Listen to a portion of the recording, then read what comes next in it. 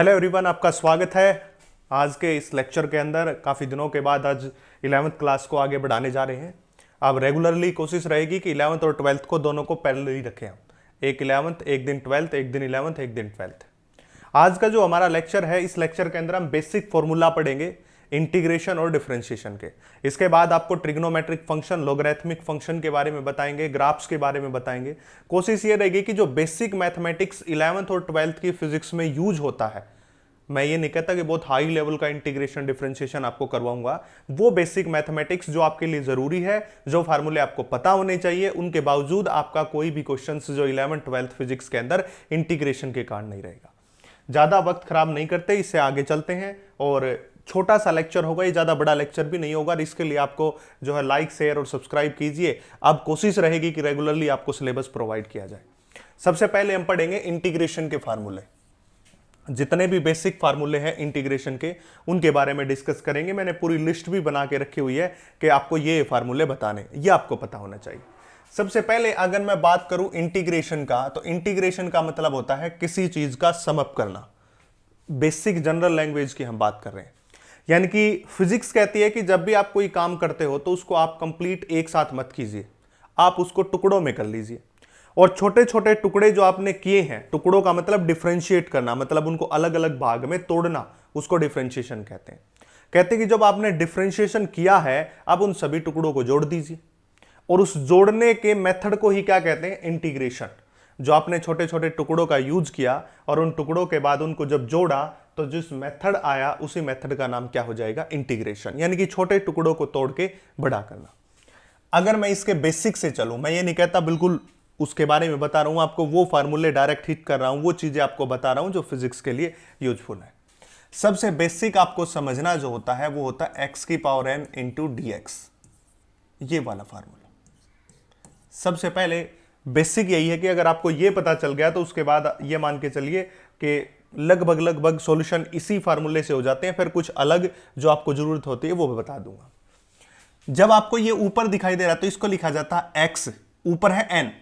अब ऊपर हो जाएगा n+1 बटे में n+1, इस प्रकार से। ठीक है, सबसे पहले तो मैं आपको बताऊं ये इंटीग्रेशन का सिंबल होता है, सिंबल होता है ये। और इसके साथ जो ये dx होता है, x dx, अगर ऐसा कोई फॉर्मेट आपको दिखाई दे रहा है, इस तरह का कोई फॉर्मेट है, x dx का कोई फॉर्मेट है, और आगे आपको ये साइन नहीं दे रखा, तो आप समझिए आप इसके आगे साइन लगा दीजिए। यानी कि क्या होगा, जब आप फिजिक्स के अंदर क्वेश्चन सोल्व करोगे आगे, तो आपको क्या मिलेगा? जरूरी नहीं कि इंटीग्रेशन का सिंबल मिले, क्योंकि जब आपको इंटीग्रेशन का सिंबल मिल गया तो आपको पता चल गया इंटीग्रेशन है। वहां पे आपको कहीं कहीं ऐसी फॉर्मेट मिल जाएगी, इधर x इंटू डी एक्स, इस प्रकार की फॉर्मेट।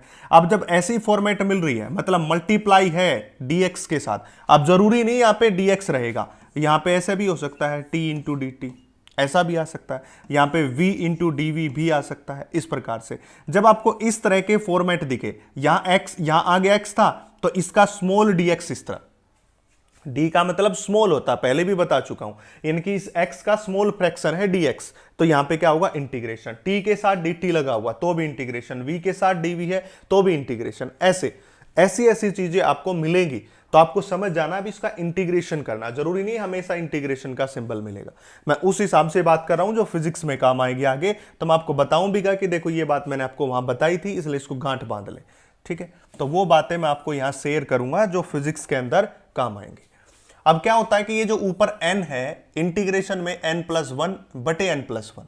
अब ये n चाहे यहां पे पॉजिटिव हो और ये चाहे n आपका नेगेटिव हो, कोई फर्क नहीं पड़ता, आपको बस उसी हिसाब से काम करना है। पॉजिटिव है तो पॉजिटिव रख दो, नेगेटिव है तो नेगेटिव रख दो। अब जैसे कुछ एग्जांपल देता हूं मैं, जैसे x की पावर 3 इंटू में dx। ठीक है, अभी सबसे पहले जो है मैं इनडेफिनेट इंटीग्रेशन आपको करवा रहा हूं। अब इनडेफिनेट इंटीग्रेशन का मतलब क्या होता है? आप कोई कहेंगे कि सर आप तो मतलब बातें ऐसी करवा रहे हो, कोई सीक्वेंस नहीं चला रहे हो।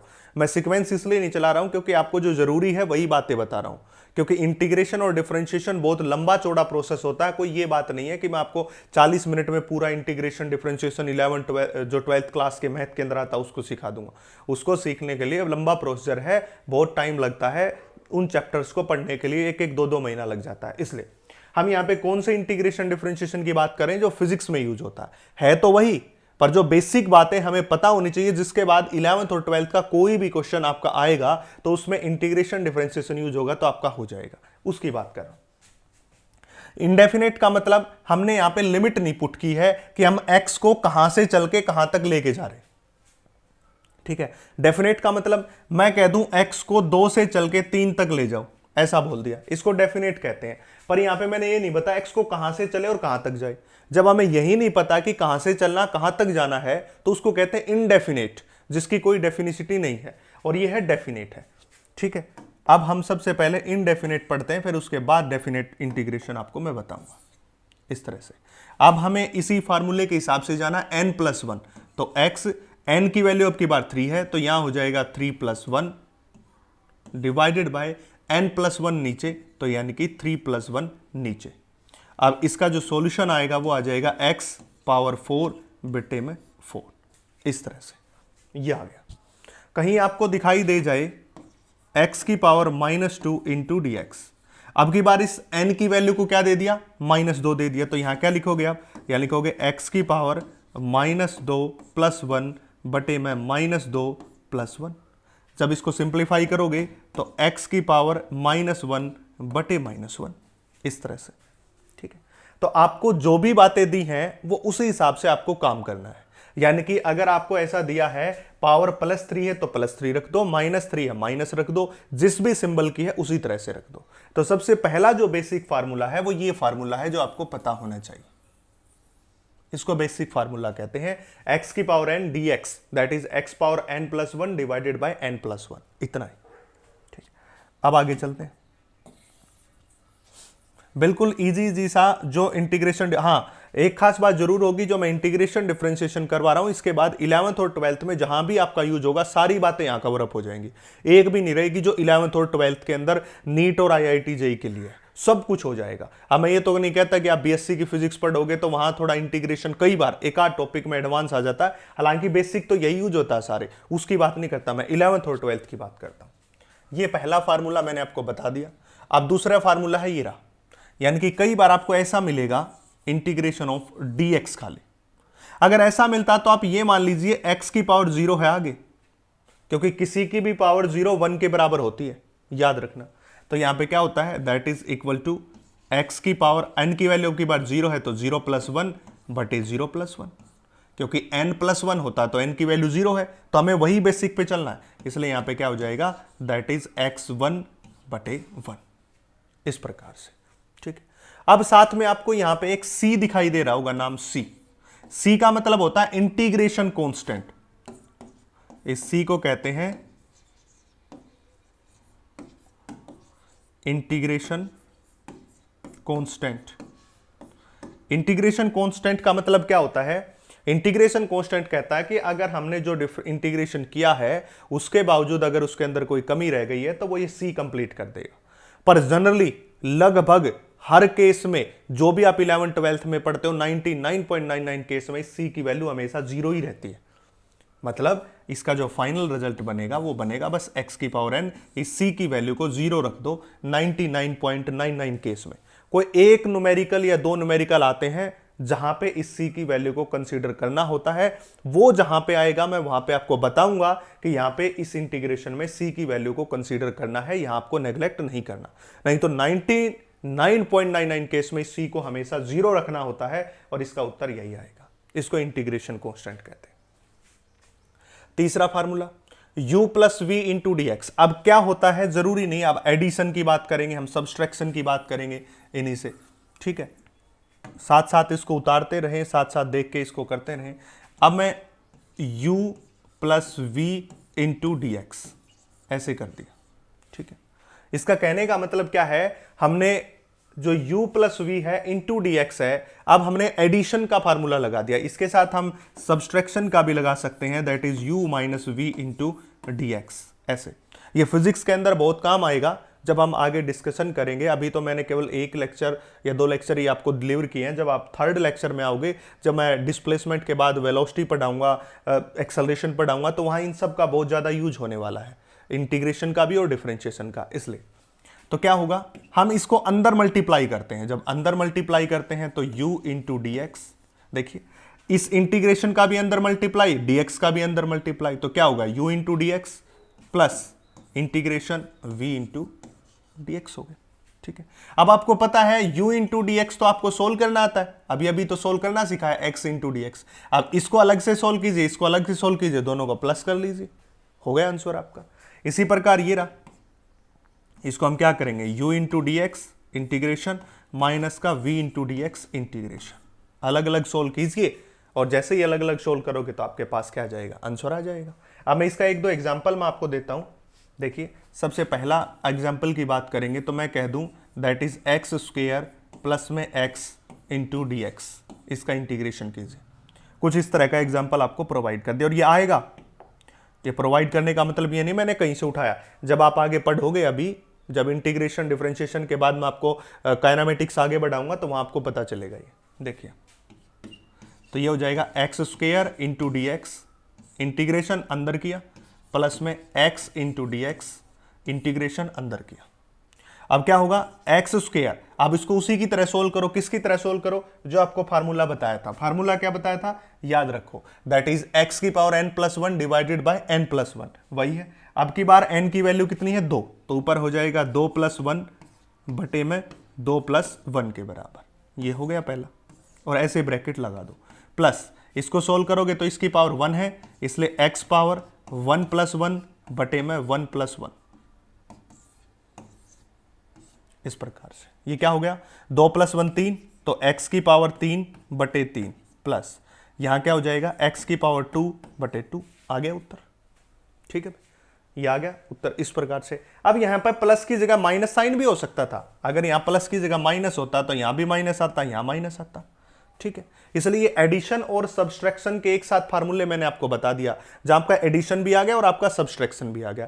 यानी कि जब दो टर्म्स को ऐड करोगे तो आपको क्या करना है, डीएक्स को भी अंदर ले जाओ, इंटीग्रेशन को भी अंदर, और अलग अलग टर्म बना लो, ये वाली और ये वाली, और इनको हमें अलग से सोल्व करना पहले से आता है। तो बिल्कुल इजी मेथड से, बिल्कुल आसान तरीके से आपको मैं बताने की कोशिश कर रहा हूं कि ये मुश्किल नहीं है, बस आपको एक बार समझना है, प्रैक्टिस करनी है, बस इस प्रकार से। अब करेंगे हम 3 फार्मूले पहले कर चुके हैं, चौथा फार्मूला। चौथा फार्मूला है क्या है, देखिए यहां पे क्या क्या इन्होंने सी यू डी एक्स, और यहां सी कांस्टेंट है, और एक बात मैं बता दूं, कांस्टेंट का कोई भी इंटीग्रेशन नहीं होता, वो हमेशा बाहर आता है, कांस्टेंट हमेशा बाहर आ जाएगा। एग्जांपल देता हूं मैं आपको, जैसे मैं लिखता हूं that is 3x square into d x, ऐसा लिख दिया, 3x square into d x, इसका इंटीग्रेशन कीजिए। अब x square into d x का तो सिखाया, पर आगे 3 है, 3 एक कांस्टेंट क्वांटिटी है, कोई भी नंबर जो होता है वो कांस्टेंट होता है, कांस्टेंट होता है तो हम इस 3 को क्या करेंगे, बाहर ले लेंगे, और यहां लिख दिया x की पावर 2 प्लस 1 बटे में 2 प्लस 1, और ये इंटीग्रेशन। इस प्रकार से हमने इस 3 को बाहर निकाल लिया, फिर उसका इंटीग्रेशन सोल्व कर दिया इस तरह से। अब आपको ऐसे भी मिल सकता है, 3 सॉरी चलो ये ले लेते हैं, 3y into x square into d x, ऐसा मिल गया। ठीक है, अब हमें ध्यान से समझना है, क्या समझना है, ये 3 जो है ये तो कांस्टेंट है, इसको बाहर निकाल लिया। ये जो आपको y दिखाई दे रहा है ना बच्चा पार्टी, क्योंकि y और x का कोई लेना देना नहीं है, क्यों, क्योंकि हमें किस पे ध्यान देना, इस वर्ड पे ध्यान देना, इस वर्ड पे ध्यान देना, dx पे। अब d के साथ x है, y नहीं है, इसलिए y क्या बन गया, कांस्टेंट बन गया। समझ रहे हैं ना, dx का मतलब क्या है, x इज वेरिएबल, dx का मतलब क्या है, वेरी कौन कर रहा है, x वेरी कर रहा है। अगर x वेरी कर रहा है तो इंटीग्रेशन भी x का ही होगा, y का तो कोई फंक्शन ही नहीं है, कहीं dy दिखाई दे रहा है, कहीं नहीं दिखाई दे रहा, केवल dx है, इसलिए y भी क्या बनेगा, कांस्टेंट, और अंदर कौन रहेगा, that is x square into dx। अब उसका इंटीग्रेशन आपको सोल्व करना ही आता है। मैं आपको यहां क्या सिखा रहा हूं, मैं आपको यहां ये सिखा रहा हूं कि कांस्टेंट कौन कौन से बन सकते हैं और कैसे बनते हैं। जैसे कोई भी नंबर आपको दिखाई दे वो हमेशा कांस्टेंट होता है, उसको बाहर निकाल लो, कुछ भी हो जाए उस नंबर को। दूसरा, अब जरूरी नहीं है कि नंबर के अलावा कोई वर्ड दे दिया जाए, जैसे यहां y दे दिया, y को देखते ही पहले देखो d के साथ कौन सी टर्म है, अगर d के साथ y की टर्म होती तो x कांस्टेंट बन जाता, और d के साथ x की टर्म है तो y कांस्टेंट बन गया। ये बातें आपको ध्यान रखनी है। इसलिए इसके बाद पांचवा फार्मूला, इस c को फिर से बाहर निकाल लिया, x की power n+1 divided by n+1, same formula पहले वाला, बस इस c को बाहर निकाल लिया। और मैंने पहले ही कहा इंटीग्रेशन कांस्टेंट आने का मतलब क्या है, इंटीग्रेशन कांस्टेंट आने का मतलब ये है कि कोई भी कमी पूर्ति रही है तो वो c पूरी कर देगा, ठीक है। अब ये फार्मूला बड़ा इंपॉर्टेंट है जो बहुत बार यूज होने में आता है, फार्मूला नंबर 6। ये फार्मूला, सारे फार्मूले काम करते हैं इसको छोड़ के। अगर आपको कहीं ऐसा मिल जाए ना x² इंटू डी एक्स, तो इसमें कुछ अलग नहीं करना, फिर से वही है, x² को ऊपर ले जाओ तो ये हो जाएगा x की power -2 into d x, integration आप कहोगे जी -2 + 1 बटे -2 + 1 आ गया जी उत्तर। बिल्कुल करेक्ट बात है, बिल्कुल ठीक बात है। पर इसके साथ आप ऐसा नहीं कर सकते, इसको आपको याद रखना। आप इसको ऐसा नहीं कर सकते x की पावर -1 इंटू डी एक्स और यहां लिख दोगे x की पावर -1 + 1 बटे -1 + 1, तो ये तो क्या हो जाएगा, 0 हो जाएगा। 0 किसी की पावर होती है 1, तो उत्तर क्या हो जाएगा 1/0 मतलब इंफिनिटी। -1 - 1 कितना 0, और किसी के बटे में 0 कितना इंफिनिटी, इसलिए गलत हो गया। इसलिए इसके इंटीग्रेशन ऐसे सोल्व नहीं होता, ये अलग से आपको याद रखना है। ये फार्मूले देखो, जब भी आप मैथ में पढ़ोगे इसका मतलब ये नहीं कोई मंत्र सिखा देंगे, याद तो वहां भी करने पड़ेंगे। ये जो मैं बता रहा हूं ये सारे फार्मूले आपको वहां भी याद करने पड़ेंगे, यहां भी याद करने पड़ेंगे, ये समझ लो बात। ये तो हर जगह सेम ही रहेंगे। तो इसका जो फार्मूला होता है, जो आप बात करते हो, इसका फार्मूला होता है हमारा, ये आपको याद रखना है, that is log e into x plus में c। c इंटीग्रेशन कांस्टेंट है, लगाओ चाहे ना लगाओ, आपको बताया था log e इंटू एक्स, ठीक है। log एक्सपोनेंशियल इंटू एक्स, अब log x मैं आपको सिखाऊंगा आगे, पर अभी समझ लीजिए 1/x इंटू डी एक्स। इसके अलावा कुछ भी हो, स्क्वायर है तो -2 हो जाएगा, 3 है तो -3 हो जाएगा, 4 है तो -4 हो जाएगा, सारे काम करेंगे। बस एक फार्मूला है, जब x की पावर 1 हो तो 1/x dx को इस तरह से आपको सोल्व करना है, ये याद रखना है। इसको बड़ा इंपॉर्टेंट फार्मूला है, बहुत बार क्वेश्चन एग्जाम के अंदर यूज होता है, इसलिए। अगला फार्मूला आ गया एक्सपोनेंट का। देखिए अगला जो फार्मूला है वो एक्सपोनेंट का फार्मूला है, e की पावर x का है, यानी कि दैट इज e की power x into d x, ये फार्मूला है। ये एक्सपोनेंशियल का फार्मूला है, और इस एक्सपोनेंशियल का फार्मूले की बात करूं तो e की पावर कोई भी हो उस पर कोई फर्क नहीं पड़ता इंटीग्रेशन का, तो ये एज इट इज रहेगी e की पावर x, कोई फर्क नहीं पड़ता इस पर, बिल्कुल सेम रहती है कि e की पावर जो x है एक्सपोनेंशियल है, उसका अगर आप इंटीग्रेशन करोगे तो वो बिल्कुल सेम आएगा बाहर, प्लस में c लगा दिया जाता है और कहा जाता है कि कोई कमी पूर्ति रही है तो वो c कंप्लीट कर देगा, कोई फर्क नहीं पड़ता। हाँ एक फर्क जरूर पड़ता है, कैसे, मान लिया आपको दिखाई दे e की पावर ax और आगे दिखाई दे dx, तो मैंने कहा e की पावर ax तो एज इट इज आएगा, इसके ऊपर कोई फर्क नहीं पड़ता, बट जो x का कोफिशिएंट है आगे वो क्या आ जाएगा, बटे में आ जाएगा। याद रखें, मैं फिर से समझा रहा हूं, यहां पे x का कोफिशिएंट तो 1 था, यहां पे बटे में 1 आएगा तो कोई फर्क नहीं पड़ता, इसलिए मैंने नहीं लगाया। फिर से समझिए, एक्सपोनेंशियल फंक्शन का इंटीग्रेशन सेम आएगा, उसके ऊपर कोई चेंज नहीं होता। तो यहां भी e की पावर ax था तो e की पावर ax बाहर आ गया, बट x का जो भी कोफिशिएंट हो वो क्या ले आओ, नीचे ले आओ भाई। जैसे x का यहां पे a कोफिशिएंट है तो a को मैं क्या ले आया, नीचे ले आया, इस प्रकार से। अब मैं आगे और कुछ भी बना सकता हूं, जैसे e की पावर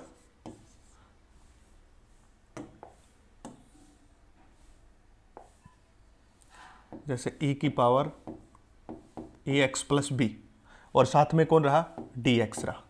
इसको सोल्व करेंगे तो मैंने कहा 1 की power ax plus b as it is रहेगा, पर अब की बार x का कोफिशिएंट नीचे है वो फिर से a है, इस b का कोई, क्योंकि b तो कांस्टेंट है। मैंने क्या कहा, मैंने ये कहा था कि d के साथ देखो कौन सी टर्म है, d के साथ x टर्म है, मतलब x वेरिएबल है, तो यहां x वेरिएबल, b तो कांस्टेंट है, b का कोई लेना देना नहीं, a भी कांस्टेंट है, कोई लेना देना नहीं, पर a का x का कोफिशिएंट a है वो नीचे, इस प्रकार से। तो ये याद रखना, आपको इस प्रकार के फार्मूले आपसे पूछे जाएंगे, तो इसलिए आपको याद रखने हैं, अच्छे से याद रखने हैं भाई, ठीक है। तो चलिए ये कुछ फार्मूले हो गए, अब इसके बाद आगे बढ़ते हैं।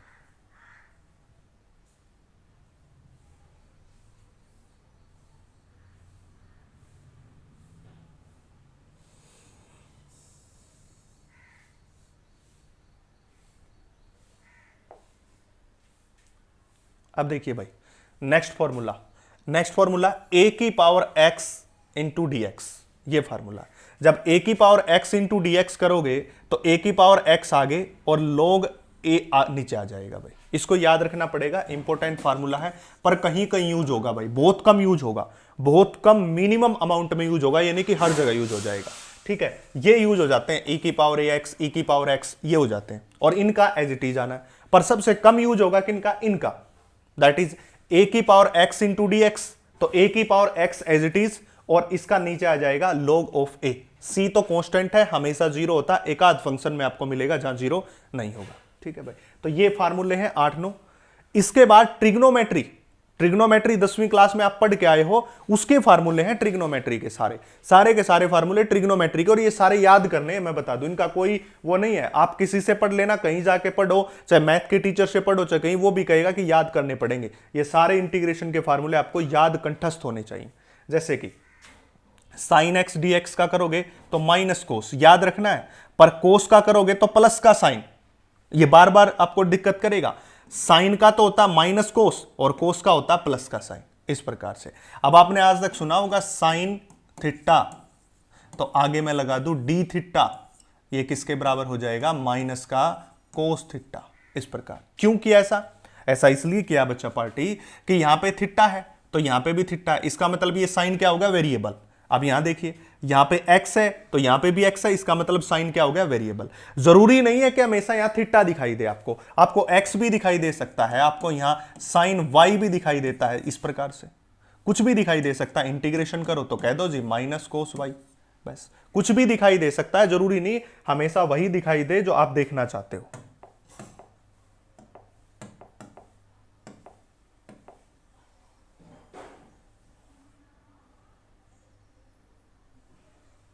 इसलिए इन बातों का आपको ध्यान अच्छे से रखना है। ठीक है, आपको सबसे पहले यह ज्ञान होना चाहिए कि वेरिएबल कौन सा होता है और कांस्टेंट कौन सा होता है। वेरिएबल वो है जो डी के साथ टर्म है, जैसे डी के साथ एक्स टर्म है तो ये साइन एक्स हो गया तो वेरिएबल होगा। जरूरी नहीं हमेशा एंगल थीटा होता है, यहां फिजिक्स में चेंज होंगे आपके, जैसे कि आपको मिलेगा साइन ओमेगा टी और आगे अगर डी टी है तो अब इसका इंटीग्रेशन करोगे तो कितना आएगा? माइनस का कोस ओमेगा टी। देखो यहां एंगल ओमेगा टी था, यहां एंगल थीटा है, यहां एंगल वाई है और यहां एंगल कौन है? एक्स है। इस प्रकार चेंज होते रहेंगे फिजिक्स में, और फिजिक्स चेंज करती है बार बार अपने मूड को, इस प्रकार। हां, अगर आपको मिल जाए साइन थीटा और आगे मिल जाए डी एक्स, ऐसे। अब देखिए यहां तो है एक्स, यहां है थीटा, तो एक्स और थीटा का कोई लेना देना ही नहीं है, इसलिए साइन थीटा यहां पे क्या बन गया? कांस्टेंट बन गया। साइन थीटा क्या बन गया? कांस्टेंट। और खाली डीएक्स का इंटीग्रेशन तो एक्स होता है, देखिए खाली dx का इंटीग्रेशन तो x होता है, dx का इंटीग्रेशन तो x होता है, ये करवा रखा है, dx का इंटीग्रेशन x होता है। इसीलिए आपको याद रखना है कि आपको यह पता होना चाहिए कि कौन सा कांस्टेंट है, कौन सा वेरिएबल है। जैसे d के साथ देखा x था, पर थीटा क्या है? x में आता ही नहीं, इसलिए थीटा क्या बन गया? कांस्टेंट। तो ये फंक्शन कांस्टेंट है और कांस्टेंट को एज इट इज बाहर निकालते हैं, ये बात याद रखनी है आपको। अच्छा, कोसिकेंट सीकेंट स्क्वायर, इसके बाद हो गया secant square x into d x. यहां थीटा इंटू डी थीटा दे सकता है, omega T into D T, कुछ भी दे सकता है, तो यहां पे हो जाएगा 10x प्लस सी। याद रखने हैं ये फार्मूले, इनका कोई इलाज नहीं बच्चा पार्टी, आपको याद ही रखना पड़ेगा। इसके बाद यहां आ जाओ, sine n x into d x, अभी बताया साइन का होगा तो माइनस कोस एन एक्स, ठीक है, पर जो x का कोफिशिएंट है n वो नीचे। एग्जाम्पल दूं, अब इसके भी एग्जाम्पल देता हूं, एक दो देखिए।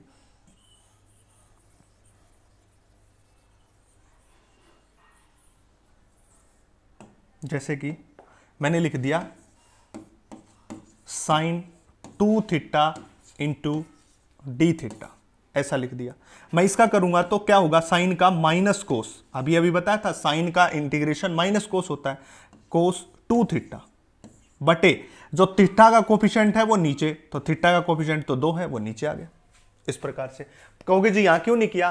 तो बच्चा पार्टी यहां साइन x का कोफिशिएंट 1 था तो बटे में 1 लगा दो, कोई फर्क नहीं पड़ता। इसलिए अगर यहां 2 होता तो जरूर आता। इसी इंटीग्रेशन को सोल्व किया। और सिमिलरली इसके साथ होगा, कोस के साथ n नीचे आ जाएगा। ठीक है, तो ये सिंपल बातें, इनको आपको याद रखनी, बार बार प्रैक्टिस करनी है तो आ जाएंगे। इसके बाद secant x 10x, secant x 10x dx का सिकेंट एक्स, ये हो जाएगा। सब आपको ट्रिग्नोमेट्रिक फंक्शन याद है तो उसके बाद आपको याद रखने हैं। कोसिकेंट स्क्वायर एक्स का देखो, सिकेंट स्क्वायर एक्स का तो 10x होता है, सिकेंट स्क्वायर एक्स का 10x, और कोसिकेंट स्क्वायर एक्स की बात करोगे, ठीक है भाई। अब देखिए, सिकेंट एक्स 10x को सिकेंट एक्स कहते हैं, कोसिकेंट एक्स कोट एक्स को माइनस कोसिकेंट कहते हैं। ये आपको माइनस प्लस भी साथ में पता होना चाहिए, कभी ऐसे सोचो माइनस प्लस याद नहीं होना चाहिए, जैसे कि साइन का माइनस कोस, कोस का प्लस का साइन, ये पता होने चाहिए साथ साथ, ठीक है। अब आ जाते हैं हम आगे,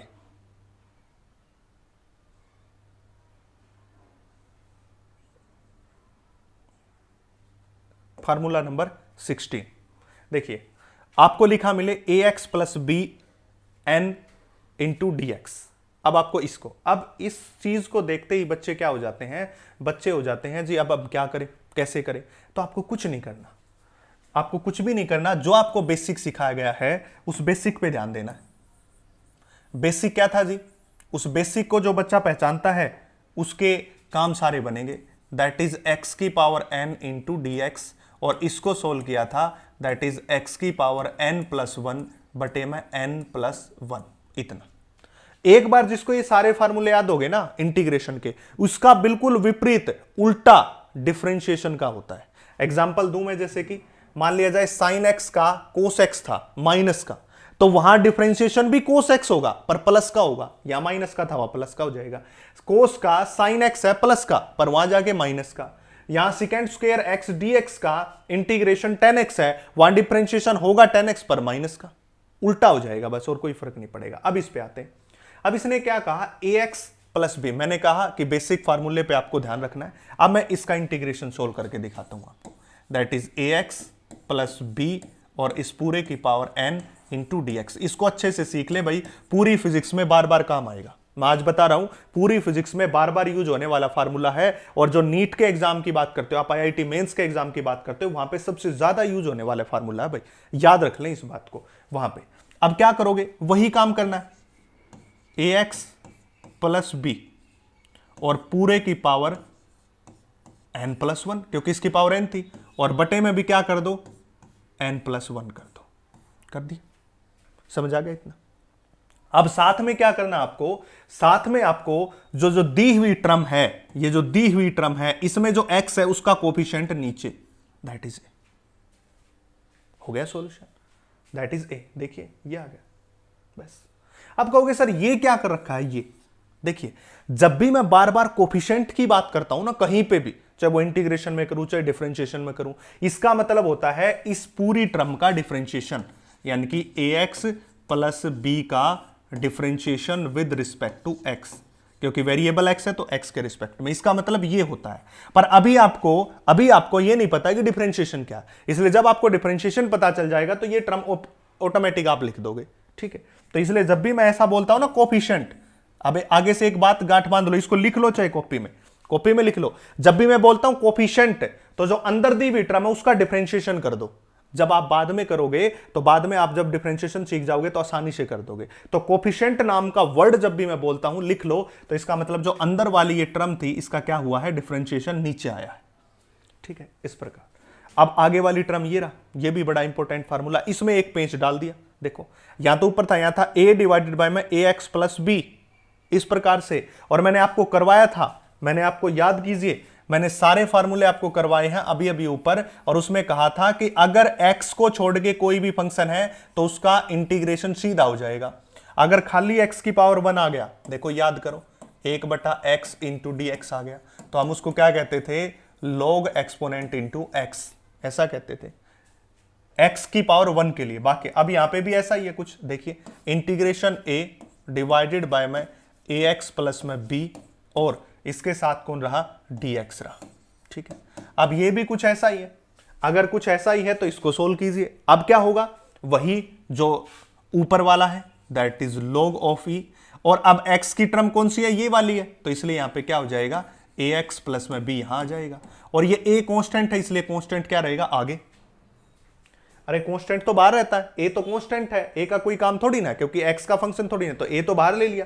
तो ऊपर जब x की पावर 1 होती है तो हम क्या करते हैं, log e ax plus b कर दिया, वही तो है, और बटे में x का कोफिशिएंट a है वो नीचे।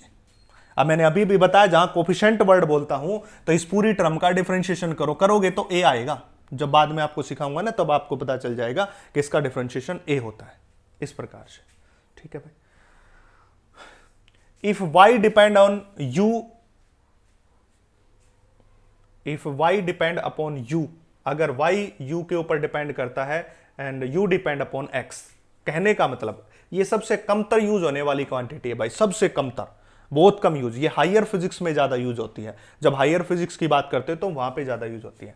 y depend upon, y depend करती है किसके ऊपर, x के ऊपर, and u depend upon x। यानी कि हमने ऐसा मान लिया कि आपको ये जो टर्म दिखाई दे रही है, एक y, एक x और u, तीन टर्म है, एक y है, एक x है और एक u है। ठीक है, अब ये तीनों के तीनों एक दूसरे पे डिपेंड कर रही हैं, यानी कि y x पे भी डिपेंड करती है, u पे भी, u x पे भी डिपेंड करता है, y पे भी। अब मैंने कह दिया इसका जो डेरिवेटिव होगा, ये तो अभी है नहीं भाई, डेरिवेटिव करवाऊंगा तो वहां करवा दूंगा, ये टर्म डेरिवेटिव जब करवाऊंगा वहां आपको करवा दी जाएगी। ठीक है, ये डेरिवेटिव वाले फार्मूले आ गए भाई।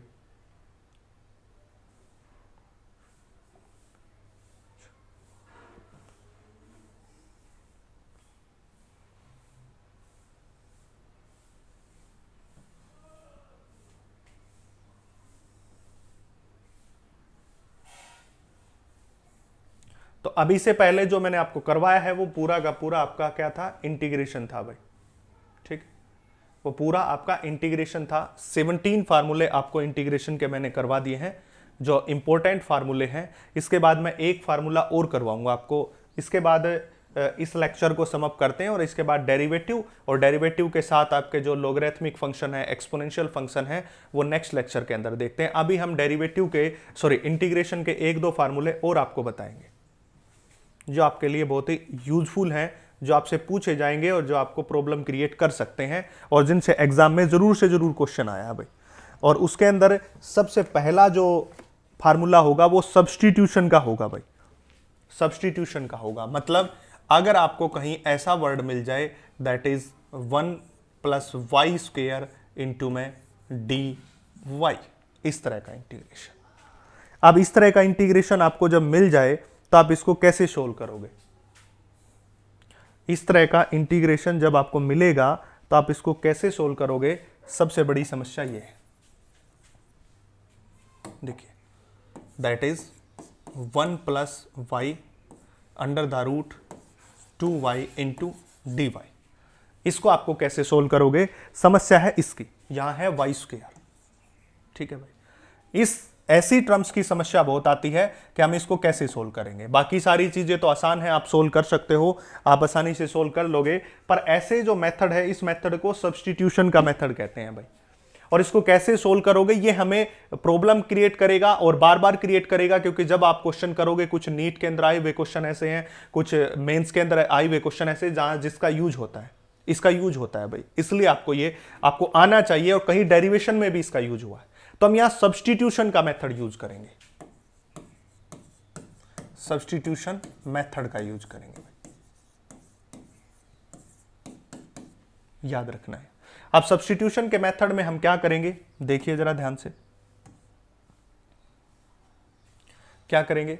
सबसे पहले इस पूरी 1 + y² वाली टर्म को, जो आपको दिखाई दे रही है, 1 + y² वाली टर्म को एक नई टर्म मान लेता हूं मैं, u मानना पड़ेगा, लेट करना पड़ेगा। लेट कर लेते हैं कि जो आपको अंदर दिखाई देने वाली टर्म है 1 +, जो आपको अंदर दिखाई देने वाली टर्म है 1 + y², खाली 1 + y² को, रूट नहीं लेना उसका, याद रखनी है ये बात, समझ लो इसको। ऐसे बहुत सारे क्वेश्चन आएंगे, आप कर लेना, मैं एक सैंपल एग्जांपल आपको करवा रहा हूं। 1 + y² को क्या मान लो, u मान लो। ठीक है, अब यहां पे थोड़ा सा आपको और सीखना पड़ेगा, और उसके लिए मैं थोड़ा सा मामूली सा डिफरेंशिएशन आपको सिखाता हूं। जैसे कि डिफरेंशिएशन का सिंबल होता है d/dx, ऐसे। अब जरूरी नहीं x होगा, यहां y हो सकता है, z हो सकता है, x हो सकता है, y हो सकता है, t हो सकता है, a हो सकता है, b, कुछ भी हो सकता है, मैं इससे सिखा रहा हूं। ठीक है, और साथ में है x⁴n। मैंने इंटीग्रेशन सिखाया था x⁴n इंटू dx, इंटीग्रेशन का सिंबल ये इस तरह, और मल्टीप्लाई में dx है तो इंटीग्रेशन, और डिवाइड में dx होता है तो डिफरेंशिएशन। ये याद रखनी है बातें, ज्यादा नहीं करवा रहा हूं, थोड़ा थोड़ा करवा रहा हूं, इसलिए आपको याद रहे। इसका मैंने क्या करा था, x⁴n + 1 बटे में n + 1, ऐसा करवाया था। यानी कि एक पावर ऐड होके बटे में टर्म आ जाएगी। यहां उल्टा होगा, यहां उल्टा होगा। कैसे? पहले n आगे आ जाएगा, देखो यहां n नीचे था, n आगे आ जाएगा, +1 नहीं होगा, -1 नहीं होगा, सीधा ही n आगे आ जाएगा और आगे हो जाएगा x की पावर n-1। इस प्रकार से ये उल्टा होगा, बिल्कुल इंटीग्रेशन के उल्टा। यहां क्या था? n+1 बटे में n+1 आ गया था। यहां नीचे आया है तो वहां आगे आएगा, इसका उल्टा चलेगा। यहां नीचे आ रहा है तो वहां आगे आएगा, तो n आगे और n में से -1। यहां क्या हो रहा था? +1, तो वहां क्या होगा? -1 होगा। ये डिफरेंशिएशन है, ये इंटीग्रेशन है, उल्टा चलता है बिल्कुल इसके, तो इसलिए ये टर्म आ गई। ठीक है, अब हम यहां पे करते हैं, दैट इज 1 + y² का जो हमारे पास डिफरेंशिएशन करना है, दैट इज d/dy की टर्म में। तो कीजिए। अब मैं इसको अंदर मल्टीप्लाई कर दूं जैसे हमने वहां किया था, तो वहां किया था तो d/dy, यहां 1 बच गया और यहां हो गया d/dy और यहां बच गया y का स्क्वायर। इस प्रकार अब ये जो 1 है, ये 1 कांस्टेंट है और कांस्टेंट का डिफरेंशिएशन 0 होता है। अब यहां भी उल्टा है, वहां कांस्टेंट का डिफरेंशिएशन 0 नहीं होता था, कांस्टेंट बाहर आता था इंटीग्रेशन में। याद कीजिए, फार्मूले करवाए थे मैंने, यहां आगे c लिख दिया था तो यहां c बाहर आ गया था कॉमन। इस प्रकार तो इंटीग्रेशन में c जो कांस्टेंट होता है वो हमेशा क्या रहता है? कभी 0 नहीं करता इंटीग्रेशन को। बट ये जो आपको दिखाई दे रहा है यहां 0 हो गया, क्योंकि यहां पे कोई टर्म ही नहीं, ना x की, ना y की, ना z की, इसलिए कोई टर्म नहीं, खाली एक है, खाली एक है। इसके साथ अगर कुछ टर्म होती तो हम मान लेते, फिर हम कर लेते। यहां पे y होता खाली तो भी हम यहां पे क्या रखते? y रखते, पर यहां पे कोई टर्म ही नहीं है, इसलिए इसका डिफरेंशिएशन क्या हो गया? 0। अब इसका सोल्व करो, इसका क्या होगा? देखो 2 आगे, अब n की वैल्यू 2 है तो 2 आगे इंटू y, 2 - 1, तो कितना हो गया? 2 × y। इस प्रकार से, ठीक है, यह ना जो टर्म है वो आगे और उसमें से एक माइनस। इसी प्रकार यहां इसका अब 2 आगे अगर मैं करूं, दैट इज du/dy, ऐसा ही तो हुआ है। ये किसकी वैल्यू है? ये पूरी वैल्यू किसकी? u की है, तो इसको क्या लिखा जा सकता है? du/dy लिखा जा सकता है। तो इसी प्रकार du/dy की वैल्यू कितनी हो गई? ये निकाली 2 × y, तो ये हो गई 2 × y। अगर इस dy को ऊपर ले लूं तो यहां से du की वैल्यू क्या हो जाएगी? दैट इज 2y × dy हो जाएगी। ठीक है, यानी कि 2y × dy की जगह क्या रख दूं? du रख दूं भाई। आ गया ना समझ में? मैं फिर से इस स्टेप को बार बार रिपीट करवा रहा हूं। पहले स्टेप में हमने इस अंदर वाली टर्म को u मान लिया और फिर u का डिफरेंशिएशन आपको सिखा दिया, ऐसे डिफरेंशिएशन करना है थोड़ा सा। ये डिफरेंशिएशन उसका आया 2y। अब ये डिफरेंशिएशन 2y आ गया तो dy को ऊपर, तो यहां पे होगा du = 2y × dy। अब इसको रखेंगे यहां पे, देखिए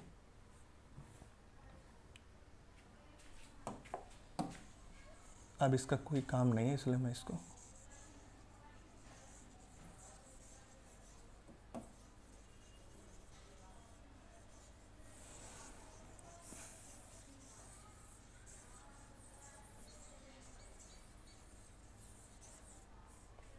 अब मैं इसको देखो आगे करता हूं।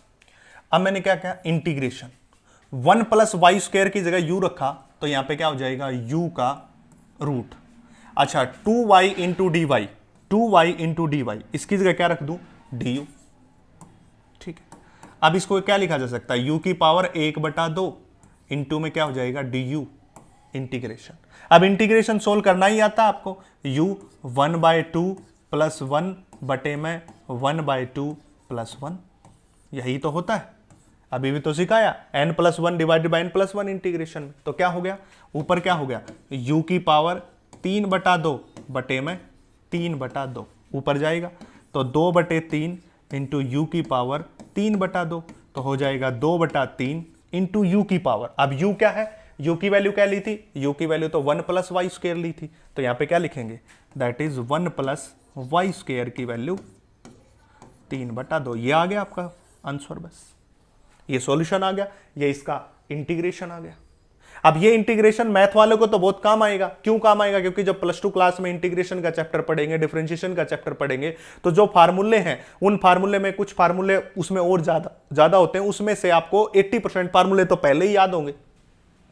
और जिसको इंटीग्रेशन और डिफरेंशिएशन के फार्मूले याद हैं तो मान के चलो उसको औरों को चैप्टर वो 1 महीने में आएगा, उसको चैप्टर वो 10 दिन में आ जाएगा, ये मान के चलो। फिर से मैं रिपीट कर रहा हूं, सबसे पहले 1 + y² वाली टर्म को u मान लिया, उसका हमने डिफरेंशिएशन किया y की टर्म में, तो ये उत्तर आया।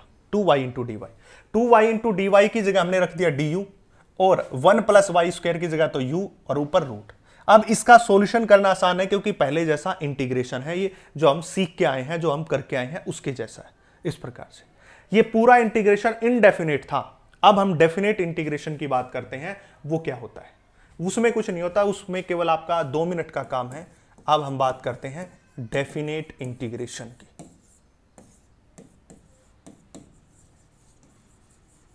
डेफिनेट इंटीग्रेशन का मतलब होता है कि जब आपको इंटीग्रेशन की लिमिट दे रखी हो, लिमिट आपको दे रखी हो, आपको पहले से ही बता रखा हो कि यहां से यहां तक करना है। एग्जाम्पल के तौर पे अगर आपको कह दे x square into d x है, और कोई कह दे x की वैल्यू 2 से लेके 3 तक इसको इंटीग्रेट कीजिए, अब वो क्वेश्चन में बोल देगा। अभी मैं आपको बता रहा हूं कि कैसे सोल्व किया जाता है, अभी मैं आपको इंटीग्रेशन सोल्व करना सिखा रहा हूं। फिर आप ये कहोगे सर आपने 2 और 3 क्यों रख दिया? अभी तो अपनी मर्जी से रखा है, पर जब आप न्यूमेरिकल करोगे फिजिक्स में तो वहां आपको सिखाऊंगा कि आपको कैसे पता चलेगा कि कितनी कितनी लिमिट है, वहां ऑटोमेटिक आपको पता चलता मिलेगा। अभी तो आपको सिखा रहा हूं केवल, वो सीख लीजिए। देखिए अब 2 से लेके 3 तक ऐसे दे दिया मान लिया जाए, तो पहले इंटीग्रेशन सोल्व करोगे तो सेम, दैट इज 2 + 1 बटे में 2 + 1, इसमें कोई चेंज नहीं, बस ये ऐसा सिंबल लगा दो, कोई चेंज नहीं। अब यहां 2 और ऊपर 3 रख दो। एक ही एग्जांपल करवाऊंगा, बाकी आप कीजिए इस प्रकार से, कोई चेंज नहीं। अब देखिए सोल्व करेंगे तो x की पावर 3 बटे 3, और अब ऐसा सिंबल लगा दीजिए 2 से लेके 3 तक। ठीक है, अब ये जो 3 है ये तो कांस्टेंट है, नंबर हमेशा कांस्टेंट रहते हैं, इसलिए इसको बाहर निकाल लीजिए, और x की 3 को अंदर रखिए और 2 से लेके 3 तक। ठीक है, इज इक्वल टू 1/3। अब x की जगह, इस x की जगह पहले अपर लिमिट पुट करनी है आपको। अब समझ लीजिए आगे कैसे लिमिट पुट करते हैं, इस बात को आपको समझना है। अब इस x की जगह जो आपको x दिखाई दे रहा है, ये जो x दिखाई दे रहा है, इसकी जगह अपर लिमिट कितनी है? 3। इसको कहते हैं अपर और इसको क्या कहते हैं? लोअर। ठीक है, तो अपर लिमिट कितनी? 3। तो x की जगह 3 और उसकी पावर 3। देखिए इसकी जगह 3 रखा और उसकी भी पावर क्या है? 3 है। माइनस साइन लगाना है, प्लस नहीं लगाना, माइनस। अब इस x की जगह लोअर लिमिट, अब लोअर लिमिट तो 2 है और उसकी पावर भी 3, पावर 3 इसकी भी इसकी भी। पहले अपर लिमिट 3 है, लोअर लिमिट 2 है। अब सोल्व कर लीजिए, सोल्व करोगे तो क्या आएगा? देखिए 1/3 और आगे 3 × 9 = 27 माइनस 2 दूनी 4, 4 दूनी 8, कितना हो गया? 19/3। इस प्रकार से कैसे पुट करते हैं, फिर से लिमिट पुट करना सिखा रहा हूं। जो आपका इंटीग्रेशन आया है उसमें जो x की टर्म आई है, यहां x आएगा, y आएगा, t आएगा, z कुछ भी आएगा, अभी x है, तो पहले x की जगह अपर लिमिट मतलब 3, मतलब 3 की पावर 3, फिर माइनस साइन आएगा, प्लस नहीं आएगा, फिर लोअर लिमिट है 2, वो यहां रख दो। इस प्रकार से, तो इसको क्या कहते हैं? डेफिनेट इंटीग्रेशन कहते हैं। यहां पे कोई कमी पूर्ति नहीं होती, यहां c कांस्टेंट नहीं लिखने की जरूरत है, क्योंकि यहां पे तो डेफिनेट है, पहले वो तो इनडेफिनेट था जिसका पता ही नहीं, इसलिए वो प्लस c आ रहा था। ठीक है, तो आज का ये पूरा इंटीग्रेशन और पूरा इंटीग्रेशन में जो जो टर्म आपसे पूछी जा सकती हैं, जो जो आपसे बातें हो सकती है, लगभग मैंने आपको कंप्लीट करके आपको प्रोवाइड कर दी हैं, कंप्लीट करके आपको दे दी हैं। इसके बाद आप प्रैक्टिस कीजिए इनकी, और एक आध प्रॉब्लम हो तो मेरे को नीचे कमेंट सेक्शन में मेंशन कीजिए। आज के लिए इतना ही, थैंक यू।